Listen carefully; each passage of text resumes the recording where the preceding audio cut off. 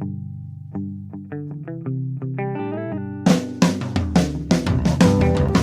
only real God is the one that you believe in. Start looking for the God in others. And if you find you're tuning into a wave, well then I don't know much about being saved. Hello, everybody. Welcome in. Hello, friends. Hello. Welcome to Spiritual Philosophy Chatter with the Joneses. I'm Danny Jones. And I am Samantha Jones. And here we are, another episode. Episode 30. The big 3-0. Yes, the big 3-0. Yeah. What's the topic of this one? This one is in memory of the Borderline 12. Cool. And the reason sad, that's but good. Yes, that the Borderline 12 is a mass shooting that happened in our hometown. And today is the anniversary of that shooting. Right. So we are dedicating this episode to them, and this episode will be on that subject of mass shootings. So, good. Yeah. We'll make it as lighthearted as we can for sure. Yeah. Yeah.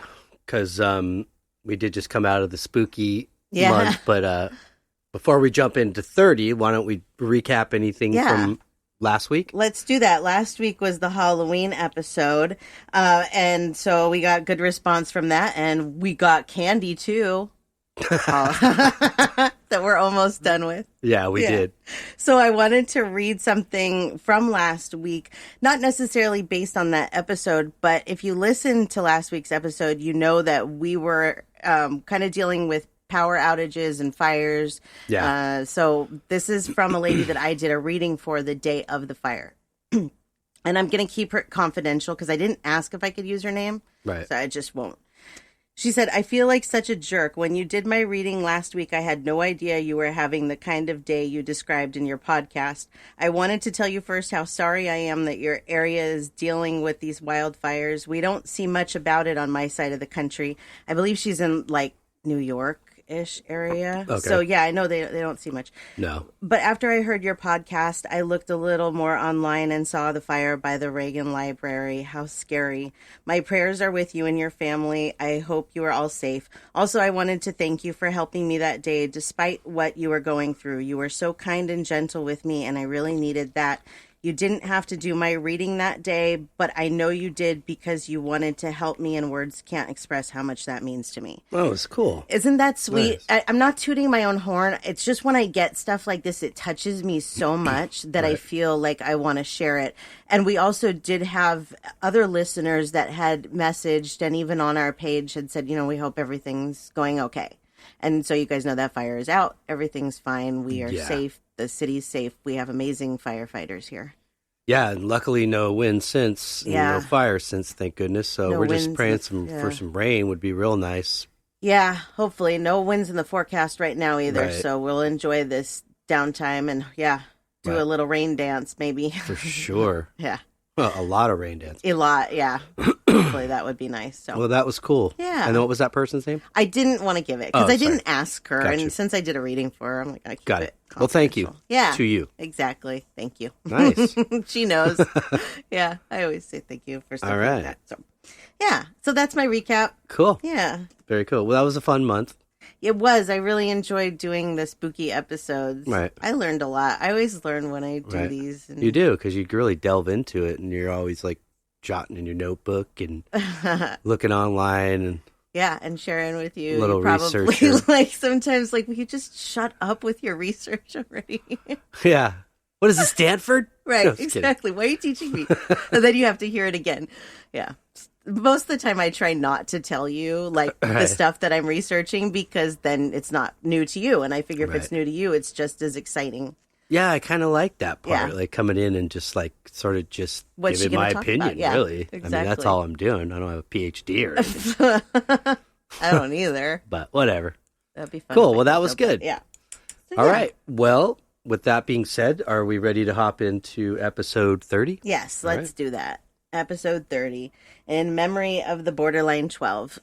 So we're going to do this episode about mass shootings in general, but then get a little bit more into why it's called the Borderline 12. So I'm just going to wait on that part until later.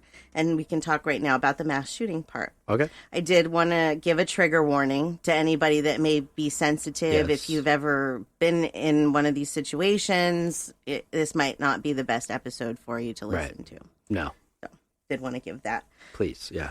When I started doing the research on this, I wanted to know what exactly makes something a mass shooting as compared to just a regular shooting. What are the numbers on that? And this is what I found. A mass shooting is an incident involving multiple victims of firearm violence. There is no widely accepted definition, but mass murder is defined as 4 or more murdered during an event with no cooling off period. And then there's actually a statistic group that puts things together. And what they have come up with and what the statistics they use is 4 or more people shot or injured, including the shooter, is what they consider a mass shooting. Right. So my statistics are based on that, right. On that it's 4 or more. And the reason actually why I wanted to know that was because when I originally looked at how many mass shootings there have been in this country so far this year, I was astounded. Yeah. Would you like to take any guess? I don't have an inclination. As of today, 358 mass shootings. So 4 or more injured or killed. That's a lot. Yeah. Of course, some of them are, the smaller numbers. We usually hear about the bigger ones. We don't hear, like, a lot of these we didn't hear about. And I kind of just looked through them a little bit to see what they were based on. And a lot of the smaller number ones are domestic.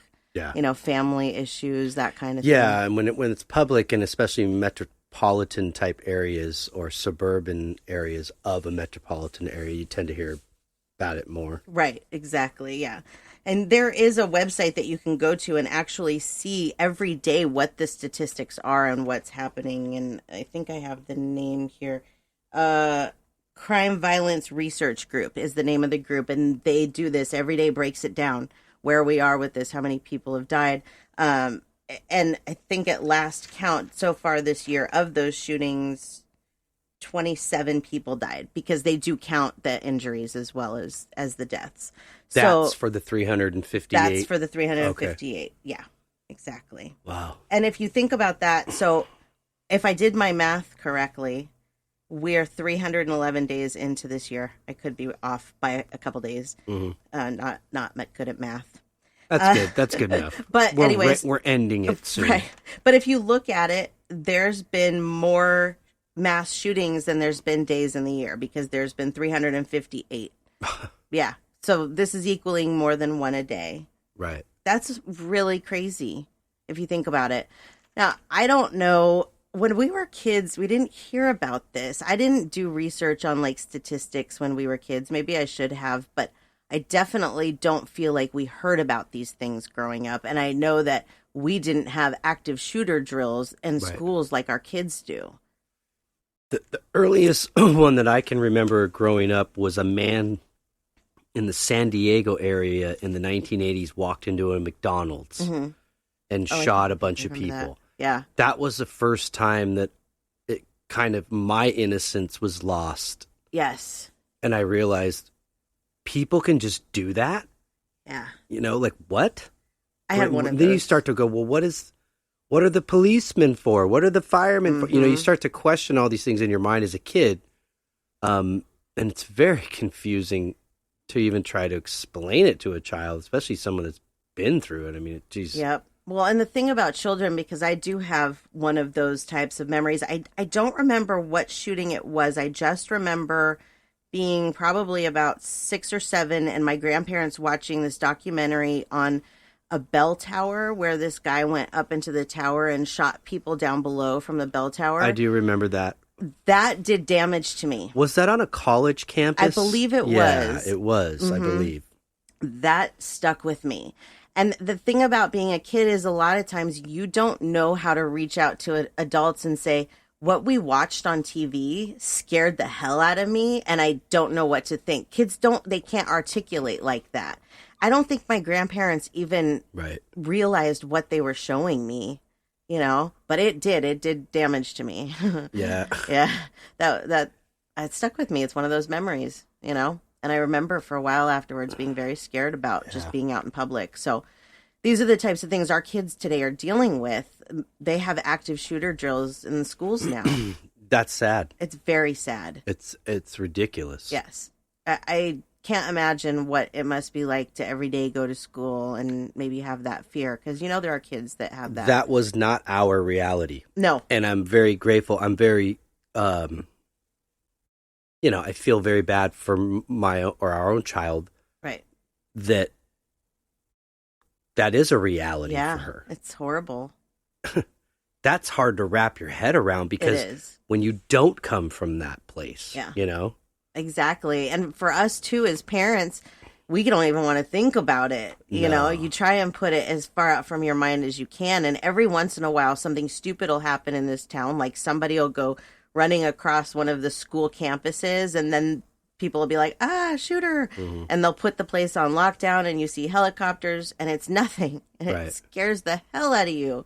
Because you're like, some dude was walking across the parking lot or something. Yeah. Like, what the... It's horrible. It's a horrible way to live and a horrible reality. But it's not just the schools either, because actually the two things that we're going to focus on today are shootings that happen outside of schools. And the reason that I wanted to talk about these, the first one is the Las Vegas mass shooting.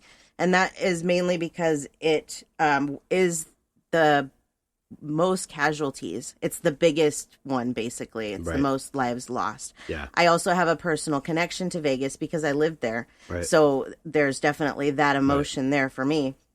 And then, of course, we're going to talk about Borderline. But the Vegas shooting, for those of you that may not remember, or just to give a brief rundown, that one was October 1st, 2017, and a shooter opened fire on a crowd of concert goers at the Route 91 Harvest Music Festival. Mm-hmm. He was, I believe it was the 32nd floor that he was in, and he opened fire from up there in the Mandalay Bay above the concert. I remember when that happened. I don't know if you remember when I told you. I looked on Facebook, and I was like, oh, there's been a shooting in Vegas. Yeah, when you said it, I thought, whatever. Shrug it off, yeah. Somebody walked in. Mm-hmm. And see, that's what sucks about our own society is that I feel so like I've heard it so much now. It's like, oh, that sucks. But then when I really heard what was happening, and then realized like we had people a friend that was there. Yep. And so, and to hear that whole situation and then see horrific, videos, you're just like, man, what the hell is going on?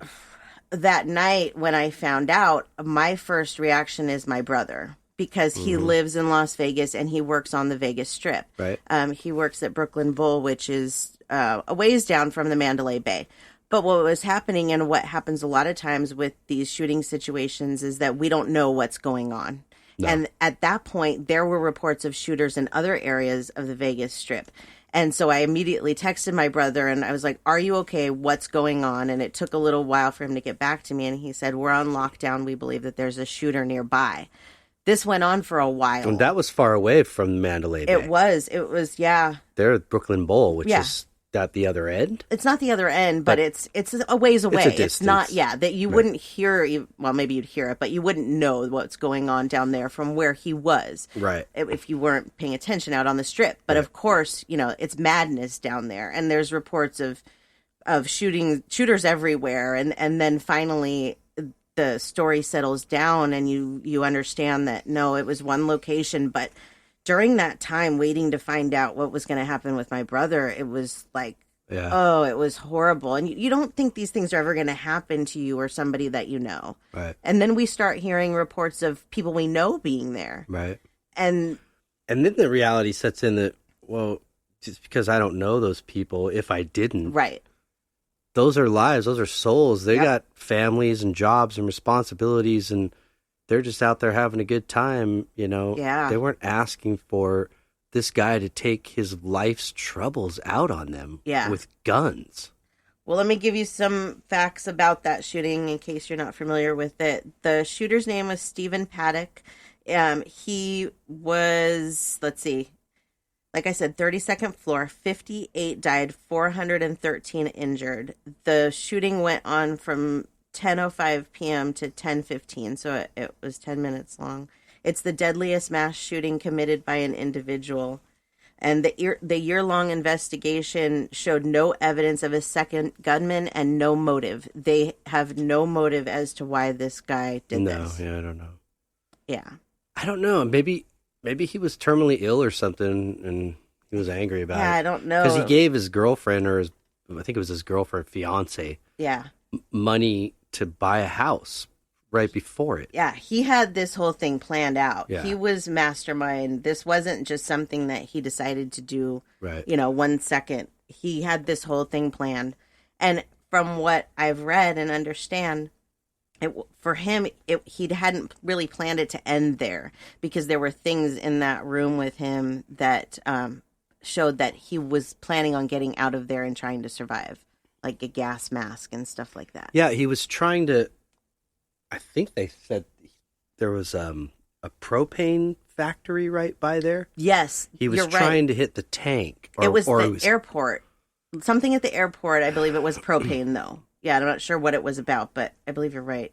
Something like that. Yeah. Either he was possibly thinking about it by some of the weapons he had. I don't know if he actually was trying to or not, but Yeah, hit those tanks. I believe that was what they said he might have been aiming for, because it did take, as far as I remember, shots to it, but it's not like in the movies. You can't just shoot one of those and it's going to go boom. Those are made to withstand a lot. Right. You have to shoot like a bazooka in those Yeah. things. I don't know. So I asked our listeners actually how many of them had been affected by a mass shooting, and 45% said that they had been somehow directly affected, as far as like they had been involved themselves, or so they know somebody directly that had. That's a pretty high number, 45%. Yeah. That is. One of them for this Vegas shooting, this is from Jackie. She said, "My nephew was at Route 91 shooting. Him and his friends all got out safely. Before leaving, they took a few to the ER in the back of their pickup. They did CPR the entire way to the ER for one of the victims, but sadly he did not make it. They are all coping at different levels. Thankfully, my nephew is doing well, but one of his buddies has real bad PTSD that is triggered by the first of every month." Wow. That's sad. I did a reading for a girl when I did that Health and Healing Expo in Westlake. I did a reading for a girl that was there. And she had PTSD and she was in therapy, and it was very hard for her to really function for a while, she said. And I can't even imagine what that must be like for the survivors. I mean, for everybody, but yeah, for the people that are there and what they must feel afterwards. Yeah, my dad had it to some degree from just Vietnam. Yeah. I know that like he could be asleep on the couch. Yeah. And I would like gonna tell him, I had a rule that I had to tell him I'm leaving if I was leaving, and so, or if there was a phone call or something, I don't know, but I had to wake him up and he just jumped up like, like a soldier. You're like, holy shit, man, relax. It's me. Yeah. So, your body and your mind copes with it in certain ways. I'm so grateful I didn't ever have to experience that combat either. And have to, and I know people that have, and I can see how it's affected them. Bringing that up, actually, I'm not sure about Stephen Paddock, but the shooter of the borderline, he was in the military, so I'm going to give you these statistics now since we're talking about it. So 14% of U.S. males are in the military. Mm-hmm. Okay. So 1/3 of all mass shootings are committed by military veterans. That's an astounding statistic. It is. It really is. It's almost like, to me, it couldn't be a larger red flag waving here. Yeah. That's saying, okay, we have to have a defense as a nation. Mm-hmm. Therefore, we have to have soldiers to defend. And we have to have a way to train these soldiers to defend. Yes. And there's a big programming that happens to the mind when you're doing this to somebody to prepare them for this kind of combat and this kind of confrontation. The problem is there's no way to turn that off or as far as I know, I don't see them trying to deprogram them. Right. My dad told me, and I told you this earlier, that he had one exit interview when he left the military after Vietnam. Yeah. It was with a psychologist. They asked them standard textbook questions like, I couldn't tell you, but I'm guessing, are you going to kill yourself? Are you feeling homicidal, suicidal? Right. Well, first of all, even if somebody that wanted to go out and commit heinous crimes like that, they could just say no. Right. Why would they say yes? Right. Has any murderer ever said, "Oh, I'm going to go kill somebody"? But then PTSD doesn't show up often until much later. It has so to maybe set this in, guy is perfectly okay, and then all of a sudden he gets out, and the PTSD starts kicking in. Yes. And this has just recently been kind of coming to light. Yeah, I don't know if it's recently been diagnosed, but you hear a lot about it. You're hearing more and more, for sure. Something that was funny about that was how the government legalized, this was for a very short period, it was maybe only months, but they legalized marijuana and raised it to a class, they lowered it to a class 2 drug to start testing it because they were going to provide it to soldiers for PTSD. Right. Then they realized, oh no, we're going to have to supply them because through the VA, they supply them with all their medication. Right. And then next thing you know, they reversed it and they're back to class 1 and testing is off. Yep. That's horrible. That's terrible. It would really help to calm a lot of their PTSD. There's no doubt.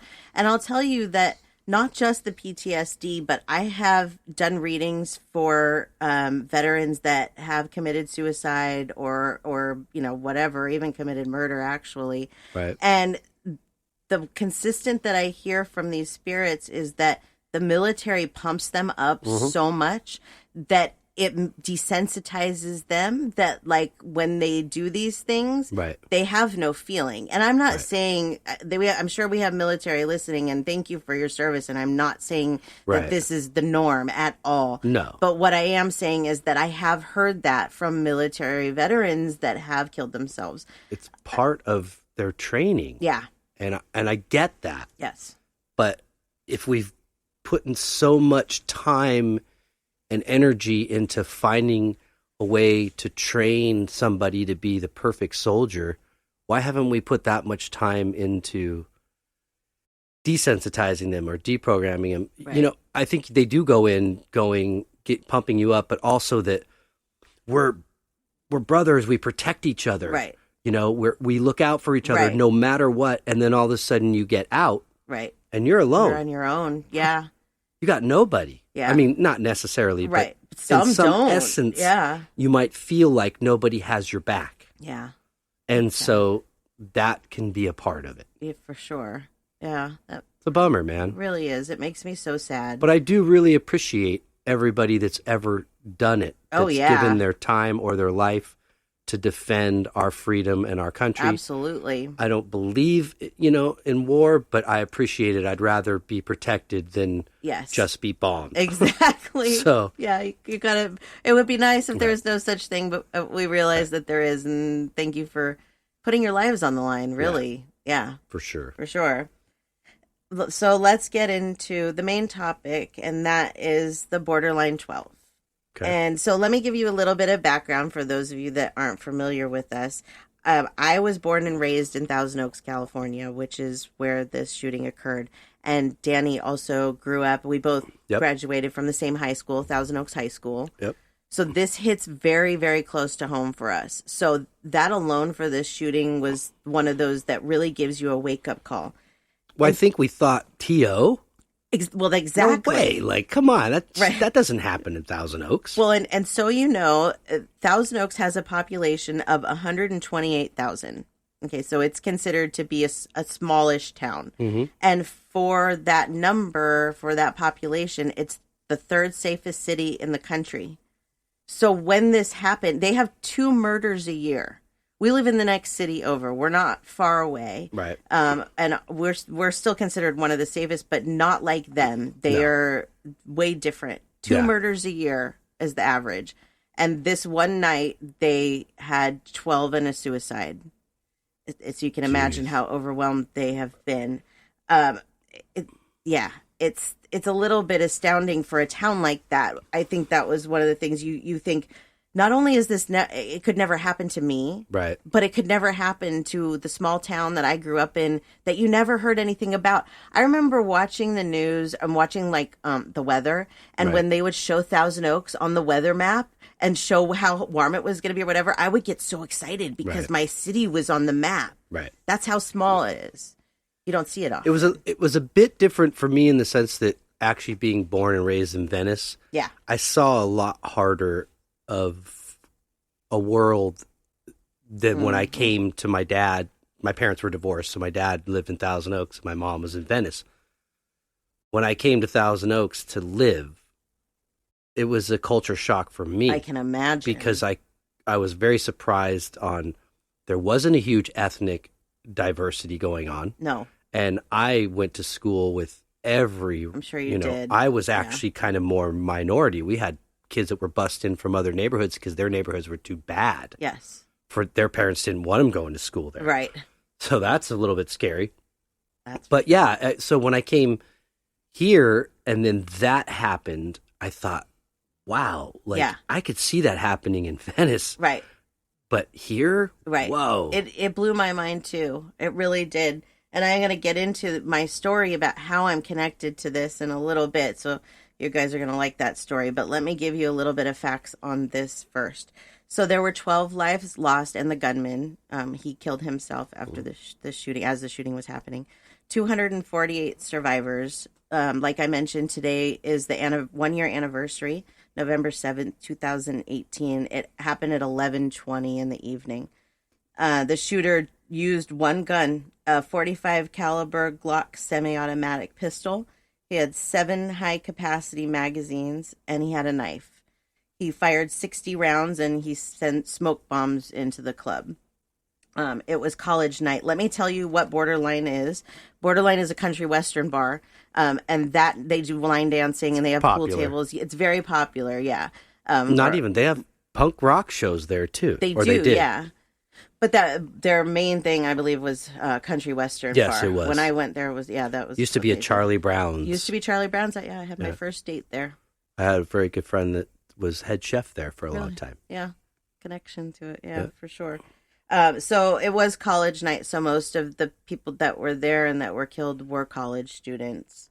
One of the people that died in this shooting was Officer Ron Helis. I believe he was CHP. I'm really sorry. I can't remember. He was an officer. Yes, he was CHP. Was he? Okay. So what I wrote was 3 minutes post 9/11 call. Officer Ron Helis and 2 CHP officers arrived on the scene. They ran inside and a gunfight broke out between officers and the shooter. Helis was shot 5 times by the shooter and once by friendly crossfire. They call it, right? Mm-hmm. Crossfire. By a CHP officer. And unfortunately, the wound that killed him was from that CHP officer's friendly fire. Yeah. He took the bullet to the heart.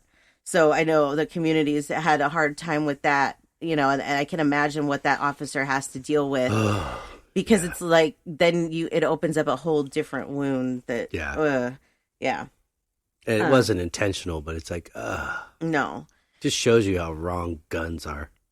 Yeah. I mean, we have a gun and we're not anti-gun. Right. It's just that, they have to be used responsibly and not everybody does, but you can't stop that. Right.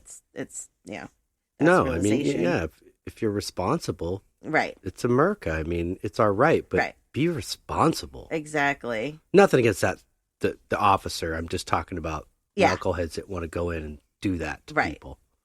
Well, we were talking about the fact about the military and the shooter for Borderline, Ian Long. He was in the Marines from 2008 to 2013. He was said to be odd. He had a lot of issues in school and he wasn't right to begin with. Right. So, and you can see in his pictures, he looks very narcissistic. I mean, I am a psychic, so I can look at pictures and pick up things about people. Mm-hmm. And to me, he comes off as stone cold. Yeah. you can see it. You can see the mental illness and the military issues. And he was a Marine, and I hate to say it, Marines are trained to be one of the toughest. Yes, exactly. The training. Yeah. So that night, 9 men and 3 women were killed. 7 were college students. And there was how many in attendance? There like were 300, you said? Let's see. Did I write that down? You said 200 something survivors. 248. Mm-hmm. Well, so yeah, like 48 that passed away. No. This was 12. Oh, 12 passed. Yeah, we're talking about borderline. Okay. Yeah. So, but one of them was 27 years old. He was a Navy veteran, and he survived Route 91. That is just wow. I cannot imagine. I believe that there was that one of the other guys. 2 people. Yeah, there. the one I can't pronounce his name. I'm not even going to try to. It starts with a T. It's long. I believe that he was there as well. I could be wrong. But yeah, 2 from Route 91, and this one he was. I mean, how? That's like Final Destination, the movie. It's like It just you couldn't escape it. It's your time to go. Oh, I mean, that if there's any way that would say that, that would be it to me. It's like you've escaped once, the same thing. I mean, I would just be if it was me, and I survived Vegas, and then that broke out. Yeah, I mean, I think the first thought I would be like, are you kidding me? 2 times? I mean, the odds of it happening once are getting greater, but there's still better odds that it won't. Right? I am sure that you think, everybody says lightning doesn't strike twice. Right, exactly. So you probably feel like, okay, well, at least I've been through that. I mean, the PTSD will make your mind do crazy things, and so you'll, might be afraid and things. But he obviously felt okay enough to be out and doing, the country music and enjoying it, and and then to have to be taken that way. Sorry, buddy. Yeah, we're very sorry. Another gentleman that was lost that night, Sean Adler, he was the security guard. He was the first guy to interact with Ian Long, the shooter, I believe. And then the cashier, Christina, she was the second. But Sean Adler has a link to our community because he had just opened his dream business, which was a coffee shop named Rivalry Roasters. And I believe both of his kids went to school with our daughter. I know one of them did and was in his grade. Yeah, I think you're right. And one of Marina's teachers, actually, Mr. Dingman, his nephew was killed. So there's a lot of connection in this community of Simi Valley as well. Yeah, you're right. We still, when we go, we like to go to Mongolian over by Rivalry Roasters, and the signs are still up. They had to close it, but the signs he are never still technically there. did open it, I don't think. I think he did, yeah. He did? Because I remember after the shooting that I was like, oh, I'd like to go there before they close it, because they were probably going to close it, and I never got a chance to. But yeah. That guy was working his butt off with 2 jobs. And he was, from what I read, so happy about the fact that this was his dream, and he didn't care how much he worked, and he was a great guy, just, really looking out for his kids. He was a single father. I was going to say he was a single father. Yeah. Gosh. Yeah. That's horrible.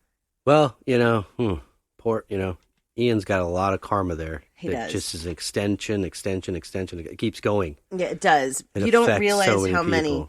So I want to tell my story about how I am connected after borderline, and because this happened a year ago, I may forget little bits and pieces. So if there's things you remembered, please interject. All right. Okay. So the morning of borderline, I woke up and I got a message from my uncle's fiance, and the message said, "Are you guys okay? I didn't know if Danny's band might be playing that tonight." And I was like, this was Marty's fiance. Okay. So I was like, what is she talking about? Where would you be playing? I would go on Facebook and see all of this stuff about borderline, and, because you're in a band, right? People think you're connected. So that's how I find out at 4:30 in the morning. And of course, you go into like immediate kind of panic that this has happened in your town and what's happened. And, and do I know anybody that's was there? And I did know one person that was there, one of my grandma's old caregivers, and he was okay. But, you go into panic mode when something like that happens. And I'm not going to get into it in this episode, but that same day, the Woolsey fire and the Hill fire broke out. Yeah. So our community was hit wham, wham, wham, just like that within a matter of hours. It was already high tension. It was. And I don't know who, but I'm pretty sure that one of the parents of one of the victims, that their house burnt in one of those fires. And a lot of them did have to evacuate. So that community, Thousand Oaks, Newberry Park, well, and us too, Simi Valley, that was a very intense few days for us. Yeah. And during that time, I was channeling my issues, so to speak, through painting rocks. And it's funny because there's a consistent in my life that I've noticed that when I see something for the first time and I say that it's stupid, I always end up doing it.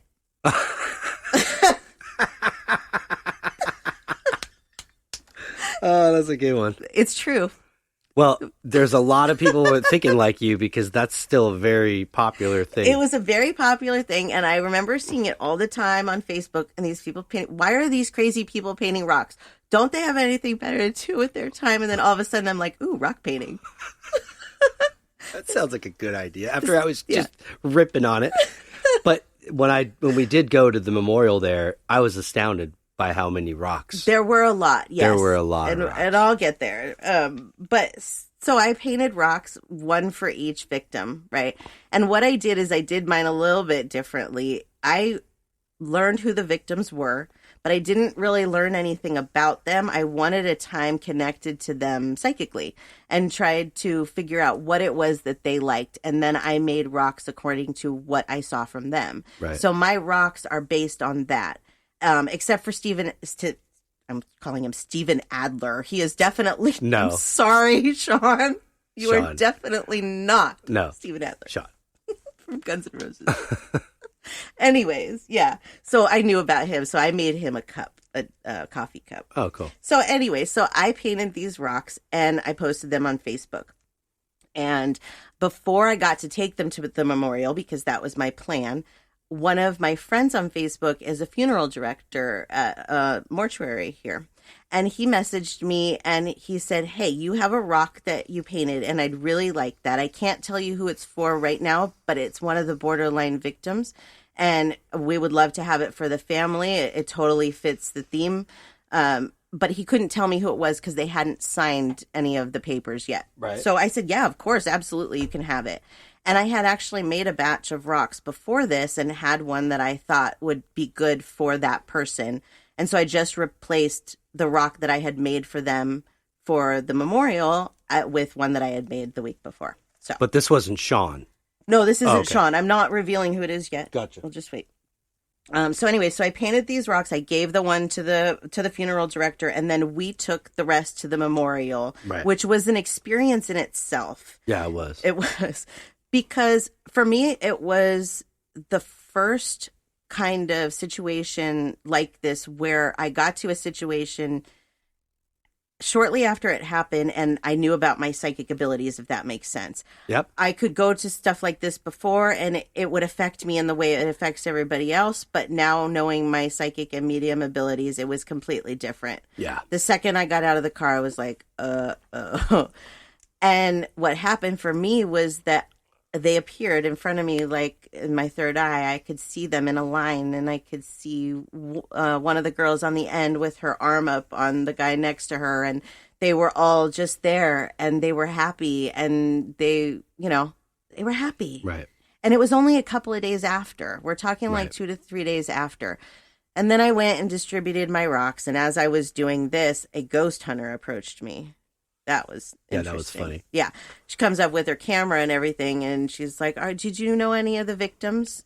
No, but, whatever. I painted rocks. I wasn't going to get into it with her. And she's like, I'm a ghost hunter, and my buddy here is a clairvoyant. And I was like, well, I'm a medium, so go away with your ghost hunting crap. Right. And she's like, there's spirits here that need to be released. And I could tell that they were already released. It wasn't, so I was kind of turned off by it. I mean, It was a new thing for me, but I could feel that they were all content and happy. Right. So I was really turned off by the if whole it's their ghost hunter choice thing. to kind of hang out there and just see what people are honoring, how people are honoring them.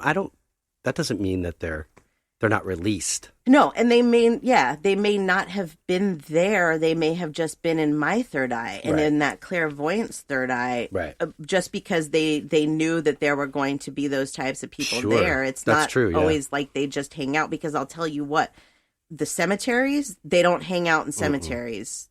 They may be with you when you're there, but they don't hang out in cemeteries at all. So anyway, so we dropped them off, right? And that's the end of that part of the story. But then I find out who the person is that I get the rock for, right? Well, the one that went to the funeral home. This girl, there's one of 3 girls. I'm not going to use names. I would like to make this confidential just because I don't have permission from any families to use names. Right. But this girl that rock was for, she was the one that stood out to me at the end of the line with her arm up on the guy next to her. She was the one that stood out the brightest to me out of all of them. So I was blown away that this rock was for her and that it was going to her family. And I was so happy. That's I was cool. like, oh, she was the one I felt the connection to, which was weird because she kind of reminded me of our ex-roommate who, We'll not say that name either. No. So the fact that was like one of my first thoughts was that she reminded me of her. Not that, means anything, but it was like, of course, ironically. Yeah. So anyways, then there's a break here in the story a little bit. A couple of months later, I go to the Borderline Memorial and visit that. And it was a beautiful experience. And I loved every second of it. And I was able to connect with them while I was there. But I went there, and for me, it was like I didn't need to go again, but I did go again. And the reason that I went again is the climax of this story, so to speak. Right. I had a dentist appointment in Thousand Oaks, and I had also scheduled myself a bird groom in Agora, which is about, I don't know, what would you say, 10 minutes from Thousand Oaks? Yeah. So my plan was to go to Agora first, which is the opposite direction, do my bird groom, and then go to the dentist in Thousand Oaks.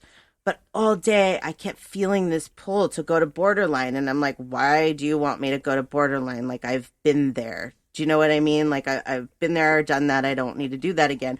All day, pull. Then I realized I don't have the address in Agora for the woman for the bird groom. And I'm trying to get a hold of her to get the address. And she's not answering her phone. So my thought is, I'm going to drive to Thousand Oaks.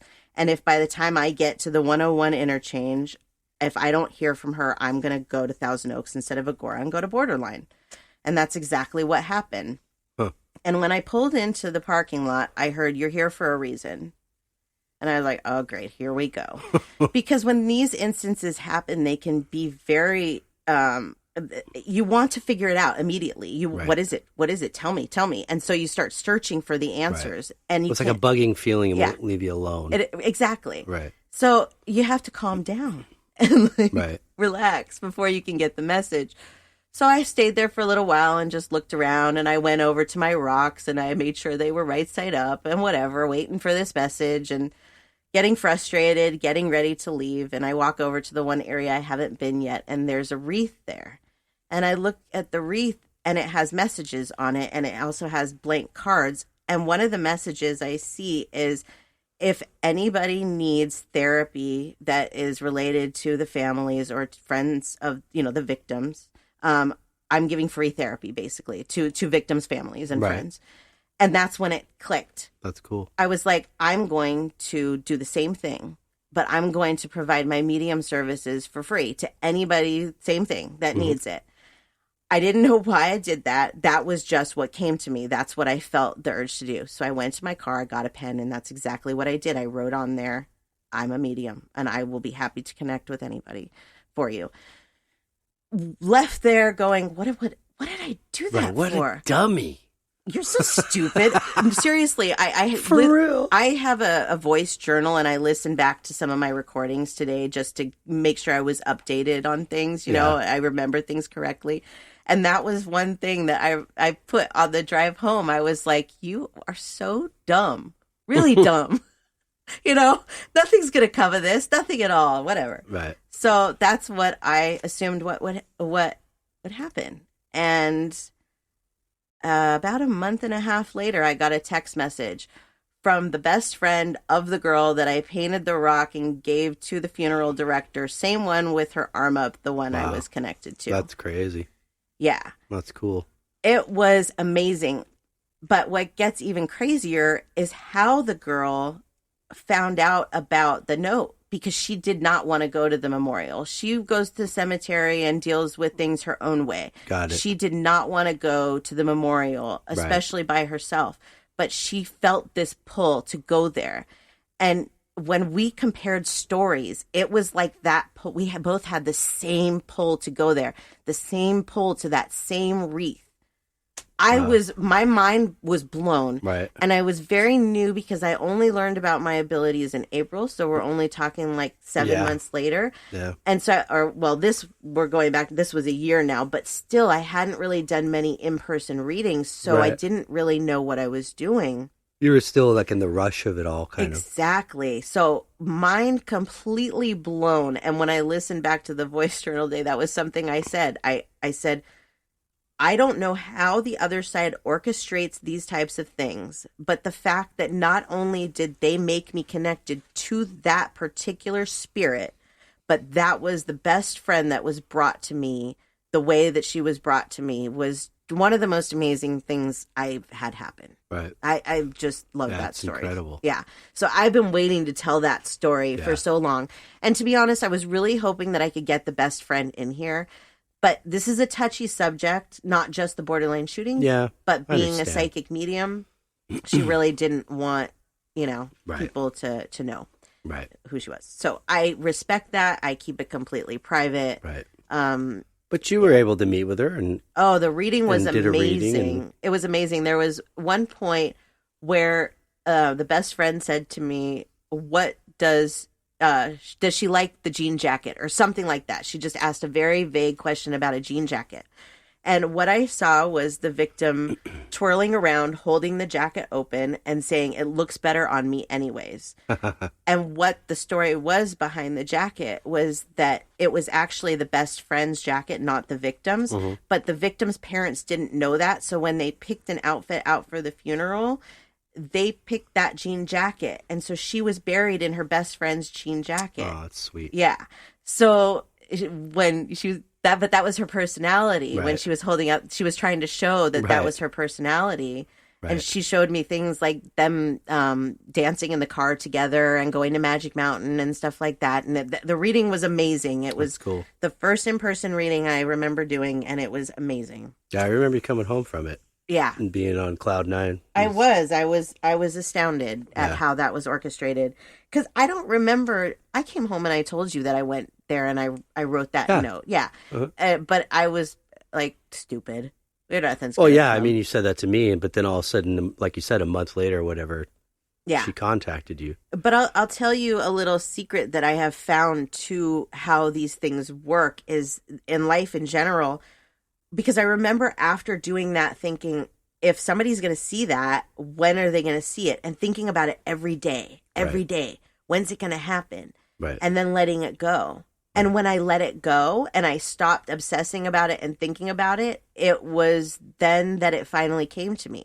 And that's a lesson that I've learned with these abilities as well, is that if you're obsessing about something, once you let it go is usually when it comes to you. Right. It's very hard to do. But it's when you have that pull, it might be in your best interest to pay attention to it. Yeah. Something important could come from that. That's exactly right. Exactly. Something that I forgot to point out in that story as well is that when I was setting up the meeting with the best friend, I knew she didn't want me to go to her house, obviously. She lives with her parents and, and can't come here because we have a Great Dane who wants to be everybody's friend, all up in their face.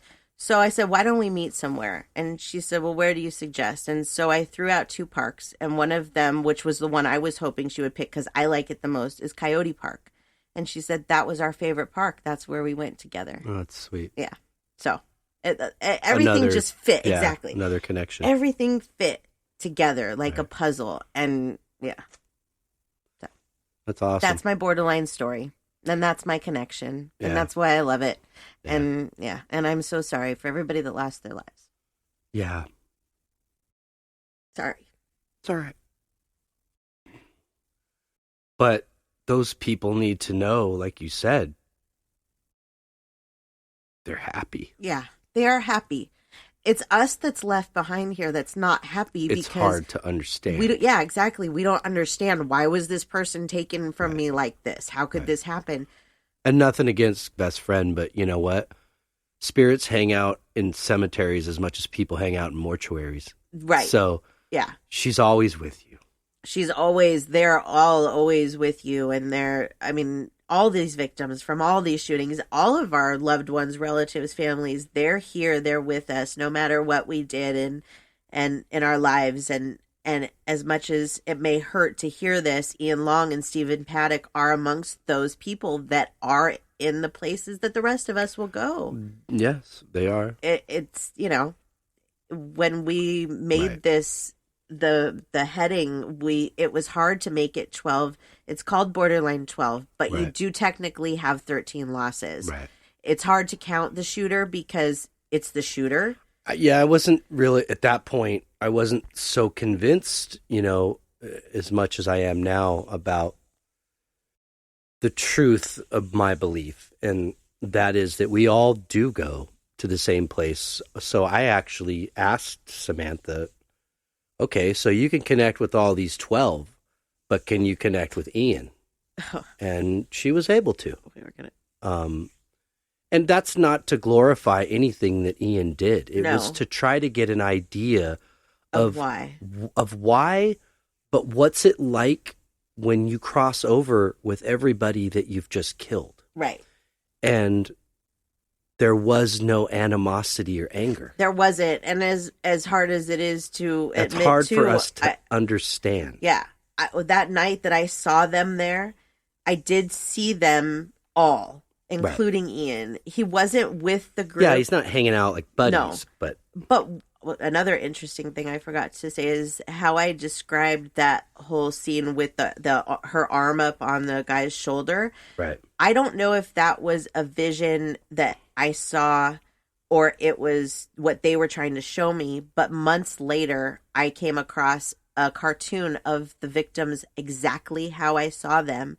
And it was drawn after what I saw. Wow. So I don't know, if it was that I saw the vision of seeing that cartoon or if that's how I was seeing them because that's how they were presenting and whoever drew that cartoon saw that as well. That's what I tend to believe is that... Yeah, it could be, yeah. Whoever drew that cartoon may have had the same vision because that's how they presented to me. Why wouldn't they present to other people that way?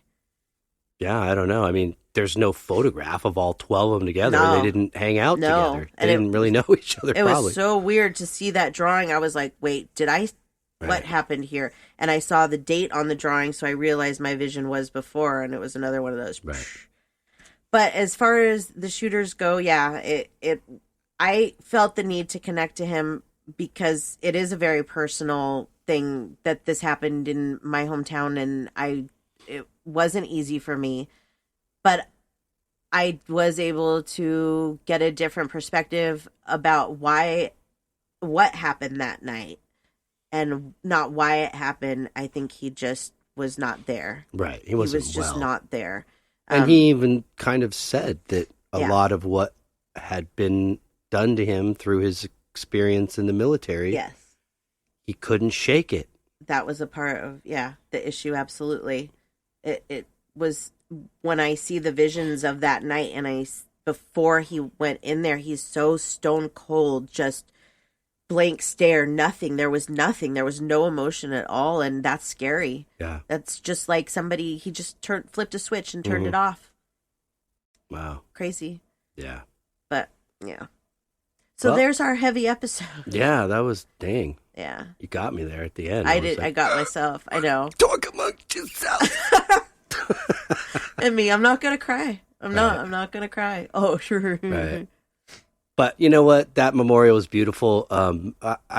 There's a new one now. I haven't seen that. I want to go. I kind of liked that whole thing just at the first. I wasn't real keen on going at first, but I was blown away. Yeah. I was just the amount of rocks. I'm thinking there's going to be some nonprofit Save the Rocks group pretty soon because there's so many rocks here. Yeah, I'll post some pictures actually once we release this episode. So go and take a look. because they had the first memorial that you went to with me, and then the second one where they moved everything up to the front door of the borderline, which made it even more intense to be there, because I could see visions of what happened that night. It was very intense for me. But I'm assuming they still have that one there at Borderline, but the one that they just opened is, I believe it's at Conejo Creek Park in Thousand Oaks by the library and the teen center. That's the memorial? It's the memorial, and everything there is done in 12s and personalized with the victims' names. I can't wait. I think it's opening today. I know I'm going to be an emotional basket case, so I have to wait a little while. We'll go. Yeah. Cool. See, I don't know where my rocks are now, but yeah. And what's really interesting too is after that, I think I only painted one more set of rocks and I was done. Yeah, you just stopped. It came in when I needed to do it, to take my mind off things, to make that rock for all the victims, but also for the one that went directly to the family. And then it left. I think you were doing something that was necessary at the time because it's a very meditative process. Yes. So you were sort of just kind of checking out and doing these. At that point, yeah. Not because of Borderline, but when you were doing the rocks in general, even before Borderline. Yeah.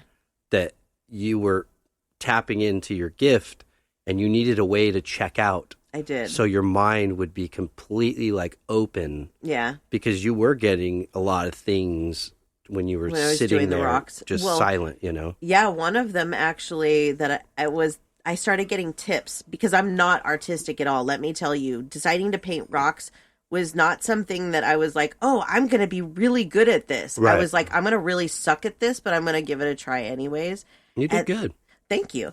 But one of the reasons that I did well, besides my artist husband that helped me, of course, was my father on the other side, who I didn't even know was an artist. And all of a sudden I start hearing these tips on how to do things, and I'm drawing better and it's making sense.